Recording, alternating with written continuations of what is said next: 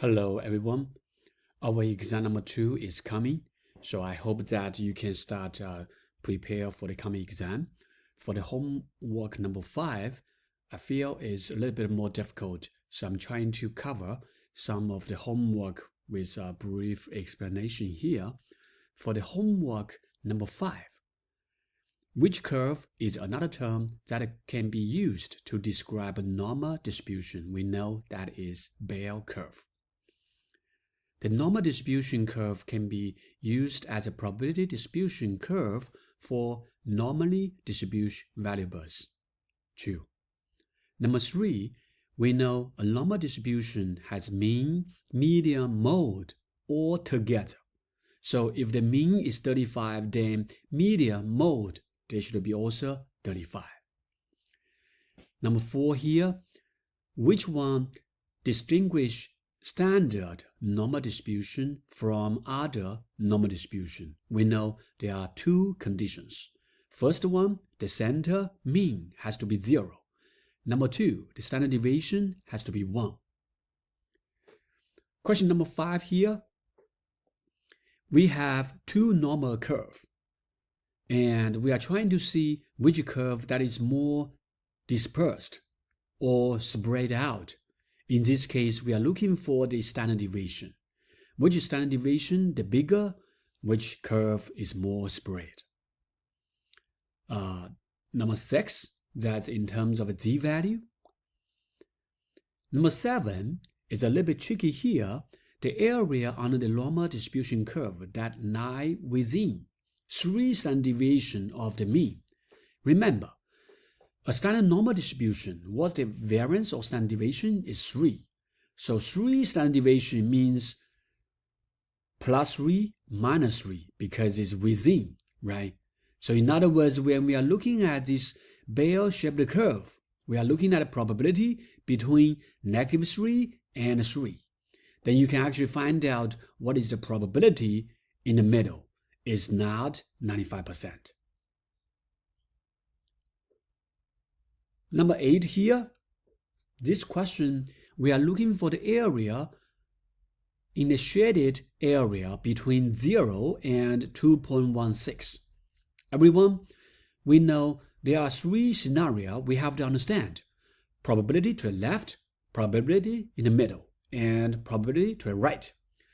Probability in the middle, you will have to use the difference between two probabilities. In other words, you are looking for 2.16 from the chart. Everyone, 2.16, that's somewhere from here, right? 9846. Everyone, if you still got confused how to use this z-chart table, you want to either talk to me or talk to your study partner. It's super important. So in other words, we based on that 9846 minus this the probability corresponding to 0. Everyone, intuitively, you can see 0 split, right? The area under the whole curve, which is 1. So in other words, here should be 0.5. If you don't trust that, you can go back 0 here, 0.0, that corresponding probability 0.5. Now, using 0.9846 minus 0.5, you got 0.4846.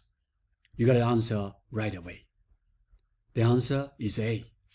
Similarly, you can do this for number 9. Everyone, if you pay attention to these two curves, those two curves are symmetric. Even though one curve, one picture is bigger than the other picture, but the area is actually the same.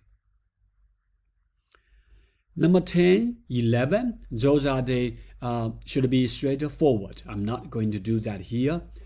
For number 13, this is a tricky one. I want to slow down and try to do that step by step here. We want to find out the z-value, right, corresponding to the given area. Everyone here, be very careful. We are looking for this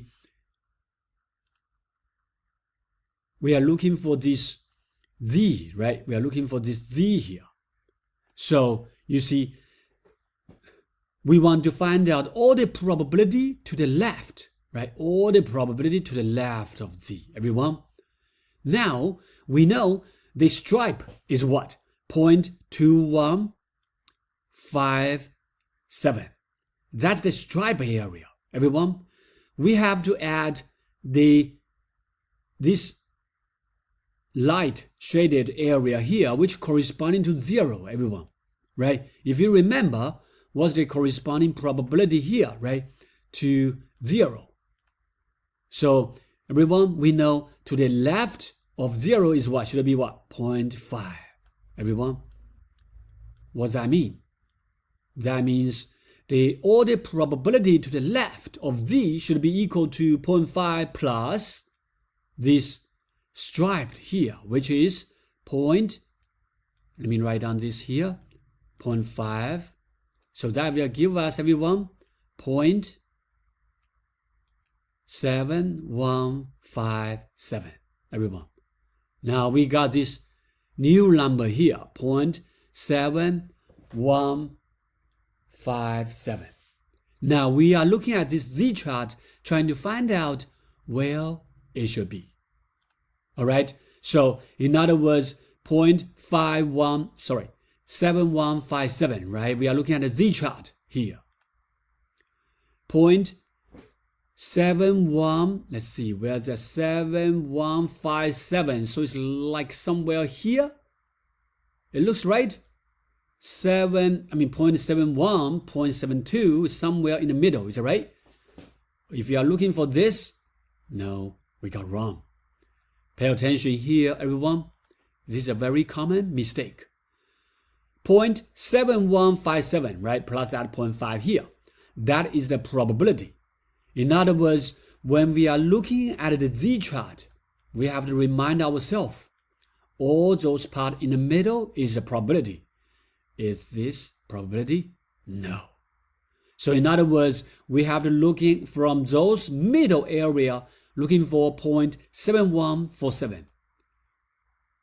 Lucky we have a good match. 7157. Exactly match. In other words, when I design this question, I have to be smart.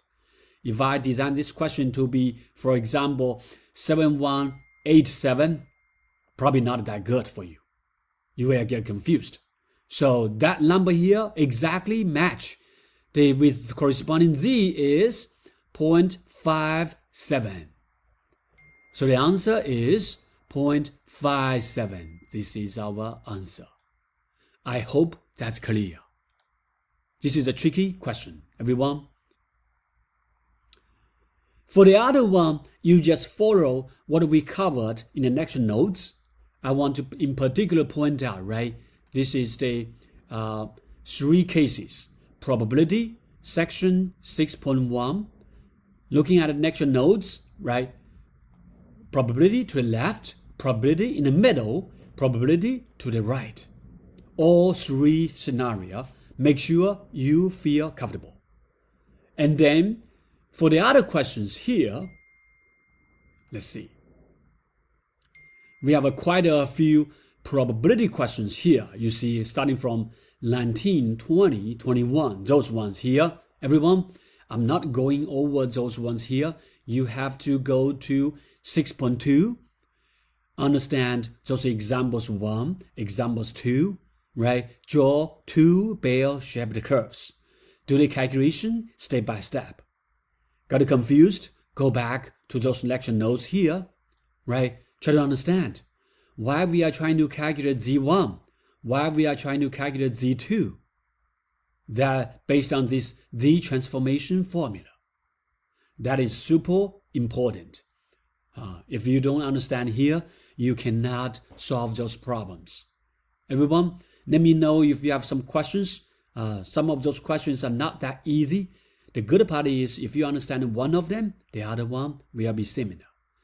One more thing I want to talk about number 18.